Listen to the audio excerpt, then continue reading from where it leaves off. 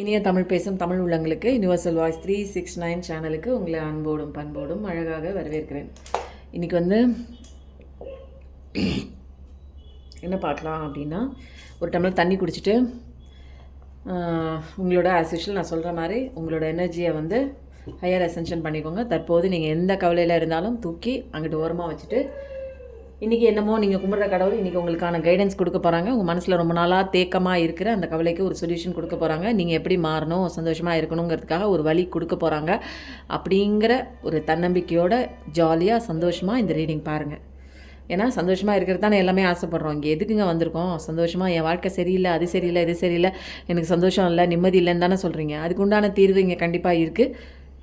மைண்டெல்லாம் ஃபுல்லாக wash out பண்ணிவிட்டு பழசில் இருந்த பிரச்சனையெல்லாம் கழுவி தூக்கி க்ளீனாக வச்சுருங்க. உங்கள் மைண்டை நல்லா ஜாலியாக பாருங்கள்.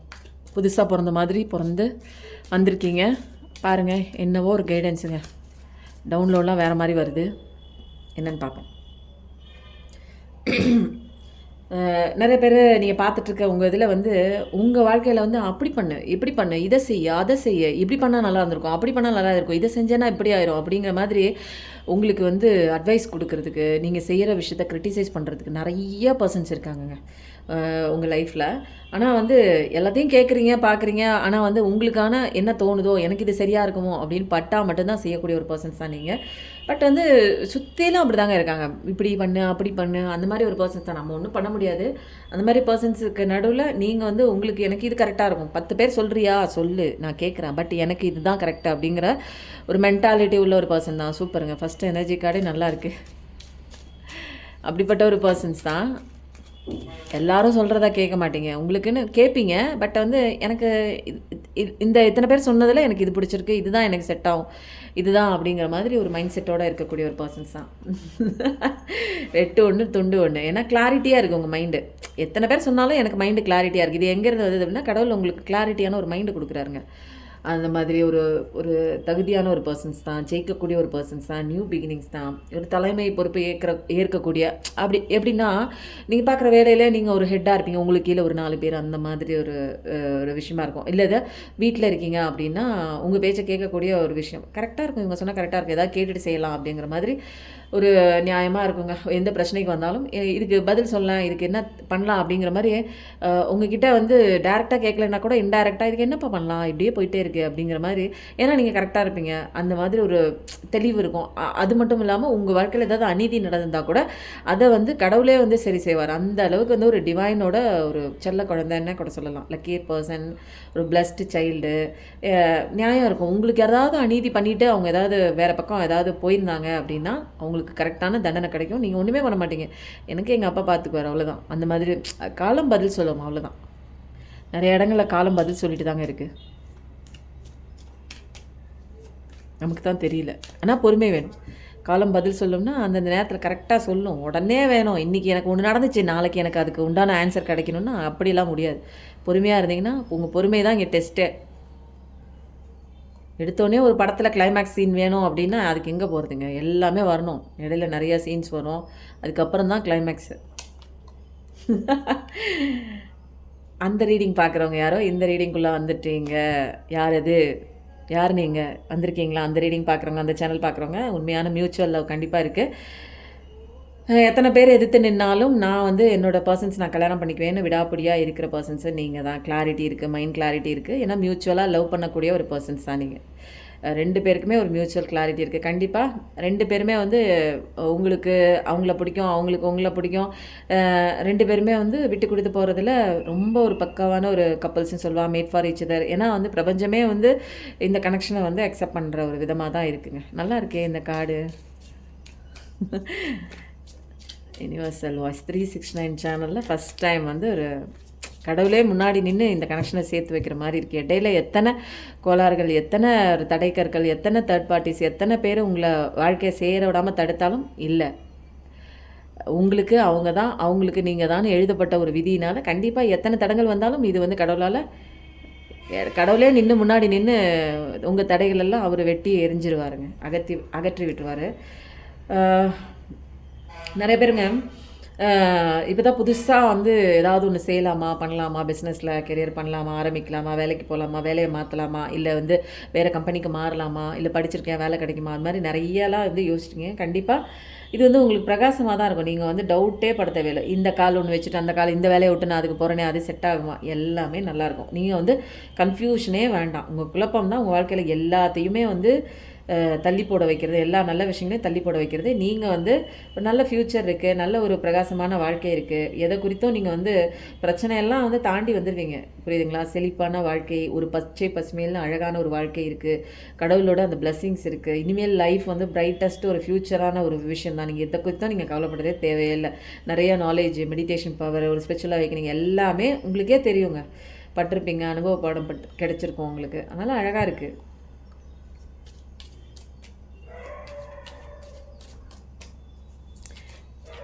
தைரியமாக வைங்க. எந்த ஸ்டெப்பாக இருந்தாலும் பிஸ்னஸ் குறித்து தன்னம்பிக்கையோட நம்பிக்கையோட எல்லாமே நல்லது நடக்கும்னு நம்புங்க. நான் தான் சொன்னேன்ல, அந்த கார்டு பார்க்குறவங்க அந்த சேனல் பார்த்துட்டு வந்திருப்பீங்க. கண்டிப்பாக அதே சேனல் பார்க்குறவங்க தான் இங்கேயும் பார்க்குறீங்க. ஒரு பொறுமையின் பிறப்பிடம் தான் நீங்கள். பேலன்ஸ்லாம் எப்படி பண்ணணும்னு எல்லாமே தெரிஞ்சிருக்கு.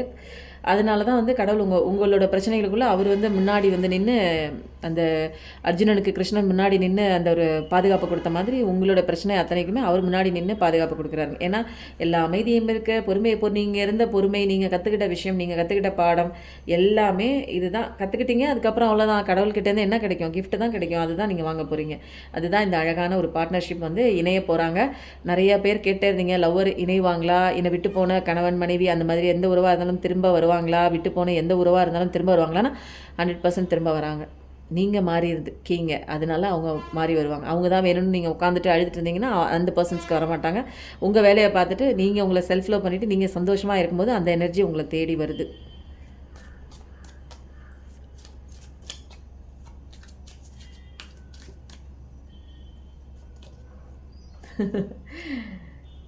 அந்த இதில் அந்த ரீடிங்கில் வந்து பணம் பற்றி எதுவுமே வரல. இதில் வந்து பணம் குறித்து நிறையா வந்துட்டே இருக்குது. ஒரு உங்களுக்கு வரக்கூடிய ஒரு பர்சன்ஸ் வந்து எப்படி இருப்பாங்க அப்படின்னா, ஃப்யூச்சர் ஸ்பௌஸ்ன்னே சொல்லலாம். அவங்க வந்து நல்லா ஓரளவுக்கு வெல்த்தான, ஒரு கைண்டான, ஒரு அன்பான, ஒரு பொறுமையான, ஒரு நிதானமான ஒரு வாழ்க்கைனா விட்டு கொடுத்து போகிறதில்ல.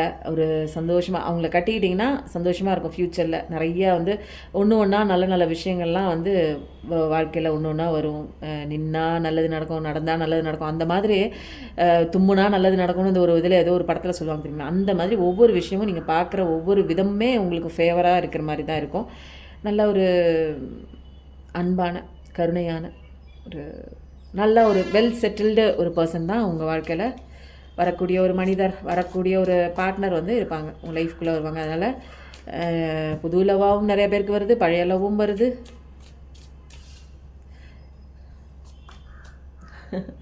நிறைய பேருக்கு நியாயமும் கிடைக்குது. வா, சூப்பராக இருக்குங்க. மிதுனம், துலாம், கும்பம், அக்வாரியஸ் எனர்ஜி,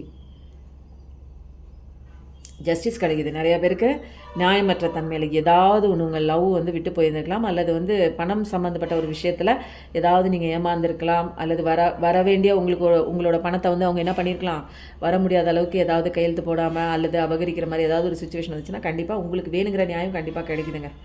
நீங்கள் இவங்க தான், இந்த பார்ட்னர் தான் உங்களுக்கு சேரணும்னு விதி இருந்ததுன்னா, சேர விடாமல் பிரித்து வச்சுருந்தாங்கன்னா அதெல்லாம் வந்து உங்களுக்கு உண்டான நியாயம் வந்து யார் வாங்கித்தரா?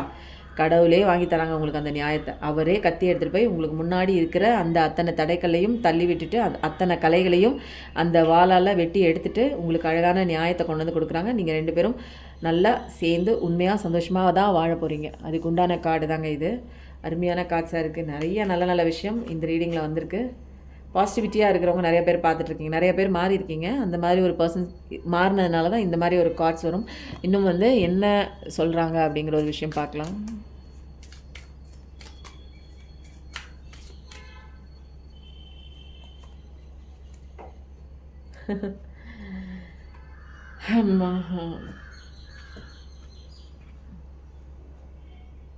உங்களை நோக்கி வந்து ஒரு சந்தோஷமான ஒரு விஷயம் வருதுங்க. அதை வந்து அதுவே நீங்களே அட்ராக்ட் பண்ணுறீங்க. நீங்கள் உங்களுக்கு உள்ளுக்குள்ளே இருக்கிற அந்த அழகு தான் அது வந்து அட்ராக்ட் பண்ணிட்டு வருது. உங்களை உள்ளே வந்து நீங்கள் செல்ஃப் லவ் பண்ணி சந்தோஷமாக உங்களை நீங்களே நேசிக்க நீங்கள் அட்ராக்ட் பண்ணுற ஒரு விஷயமா அந்த ஒரு உண்மையான ஒரு விஷயம் உங்களை தேடி, அழகு வந்து உங்களை தேடி வருதுங்க.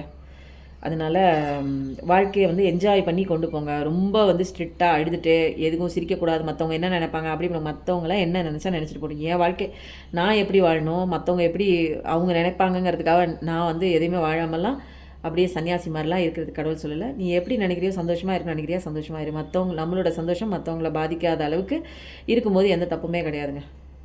அதனால் நீங்கள் சந்தோஷமாக இருக்க உங்களை சுற்றி இருக்கிற பர்சன்ஸும் உங்களுக்கு சந்தோஷத்தை கொண்டு வருவாங்க. நீங்கள் அழுதுகிட்டே இருந்தீங்கன்னா உங்களை சுற்றி இருக்கிறவங்க உங்களுக்கு அதே விஷயத்தை தான் கொண்டு வந்து கொடுப்பாங்க. சாரோ, கஷ்டம், கவலை, அதுக்கு உண்டான பிரச்சனைகளுக்கு உண்டான களம் தான், கதைக்களம் தான் உங்களை சுற்றி நடக்கும். அதனால் பேலன்ஸ் கொண்டு வாங்க. இந்த விஷயந்தான் இந்த கார்ட்லேயே வந்தது, பேலன்ஸ் பேலன்ஸ் பேலன்ஸு.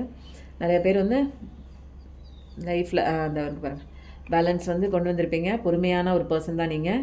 அதனால் இதுதான் வந்து பேலன்ஸ் கொண்டு வந்துட்டீங்க. எனக்கு எந்த சுச்சுவேஷன் வந்தாலும் நான் என்னை வந்து பேலன்ஸ் பண்ணிப்பேன் அப்படிங்கிற ஒரு பக்குவத்துக்கு வந்திருப்பீங்க. இல்லைனா பேலன்ஸே இல்லாமல் ஐயோ அது அப்படி போச்சு, ஐயோ இது இப்படி ஆச்சு, இது இப்படி வீணாக போச்சு, இது இப்படி வந்துட்டு போச்சு அப்படிங்கிற மாதிரி ஒரு இம்பேலன்ஸ் லைஃப் கொண்டு வந்துட்டு அதுக்கு மேலே மூவ் பண்ண முடியாமல் சந்தோஷமாக இல்லாமல் வாழ்க்கையை தொலைச்சிட்டு நிற்காமல் எல்லாம் கடந்து போகணும்னு ஒரு பேலன்ஸ் கொண்டு வரும்போது தான் இந்த இடத்துல ஆட்டம் காணும்போது அந்த ஒரு ஃபேமிலி லைஃப்குள்ளே நீங்கள் இதை சரி பண்ணுற ஒரு விதமாக இந்த பக்கம் கான்சன்ட்ரேஷன் பண்ணி போகணும்.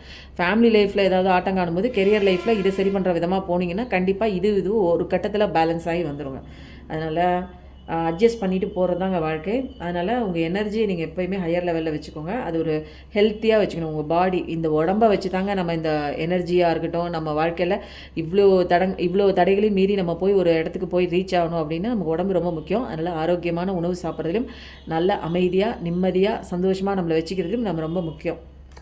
அதனால் இந்த 2 கார்டு அருமையாக இருக்குது. கோவப்படுறீங்களோ நிறைய பேர். கோவங்கிறது ஒரு எமோஷன். ஜஸ்ட்டு உங்களுக்கு பிடிக்காத எப்போங்க கோவம் வரும்? நமக்கு பிடிக்காத ஒரு விஷயம் நடக்கும்போது கோவம் வரும்.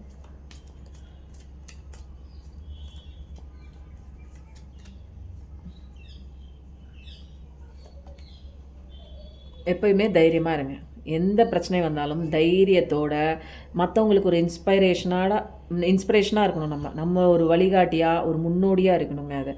அதனால் உங்கள் ஃபியர் தாங்க இது வந்து இந்த ஃபியரை நீங்கள் ஃபேஸ் பண்ணி பாருங்கள். அதுக்கப்புறமே தெரிஞ்சிடும் உங்கள் தைரியம் எப்போ வெளிப்படும், உங்களுக்குள்ளே என்ன திறமை இருக்குன்னு எப்போ வெளிப்படும், உங்களோட கெப்பாசிட்டி என்ன, உங்களோட திறமை என்ன உங்களுக்கே தெரிய வைக்கிறது அந்த பயத்தை ஃபேஸ் பண்ணும்போது. பயந்துக்கிட்டே இருந்தீங்கன்னா பயம் வந்து நம்மளை பயமுறுத்திட்டு இருக்கும். எப்போ அந்த பயத்தை ஓவர் கம் பண்ணி நம்ம அது கூட நம்ம சண்டை போட்டு நம்ம அதை ஃபேஸ் பண்ணும்போது நம்மளோட பிரேவ்னஸ் வந்து அதை பார்த்துட்டு அது பயந்து ஓடிடுங்க.